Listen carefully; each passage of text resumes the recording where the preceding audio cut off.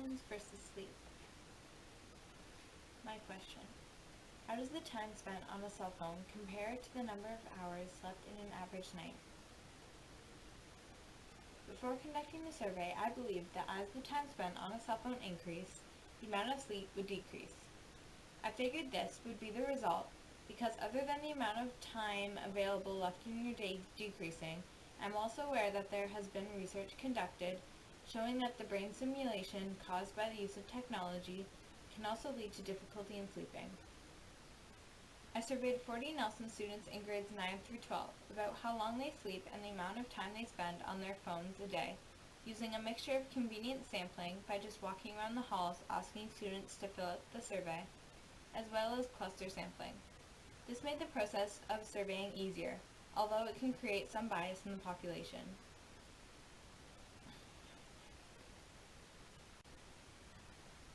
The data collected for hours spent on a cell phone on average varies widely, between 0 and 21 hours, and the majority between 3 and 9 hours.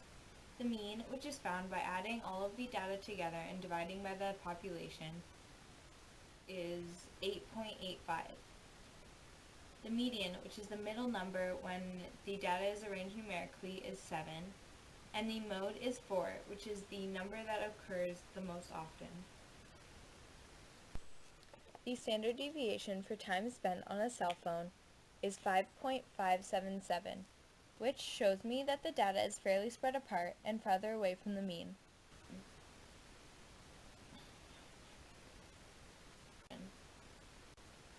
The data collected for hours slept in a night was between 3 and 10 hours on average, giving it a smaller, more precise range. The mean is 6.6125, the median is 7, and the mode is 7. The standard deviation for time slept during a school night is 1.627, which shows me that the data is fairly close together and close to the mean.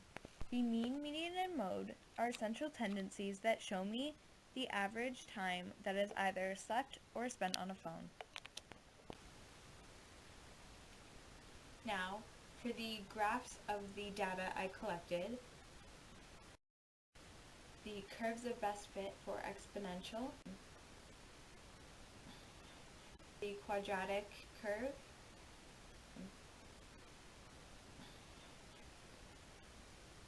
and now the cubic curve, and now the quartic curve, and linear. The linear line was the line of best fit with the greatest R value closest to 1, with an R value of negative 0.8487.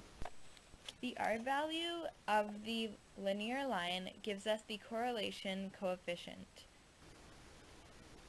So from my survey, I can see that there is a strong negative linear correlation that's represented by the line y equals negative 0.2476x plus 8.8035.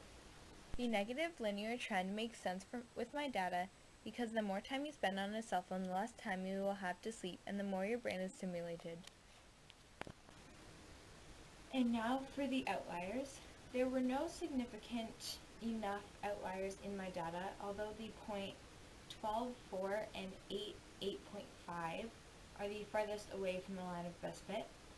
And as you can see, when you do remove these points, the line does not change very much, if at all. So they are not significant enough outliers to change anything. And now a quote from an outside professional. According to Chris Kresser, a published healthcare professional, research has demonstrated that nighttime light exposure suppresses the production of melatonin, the major hormone that controls sleep and wake cycles. Therefore, a reduction in melatonin at night is associated with subjective levels of sleeplessness.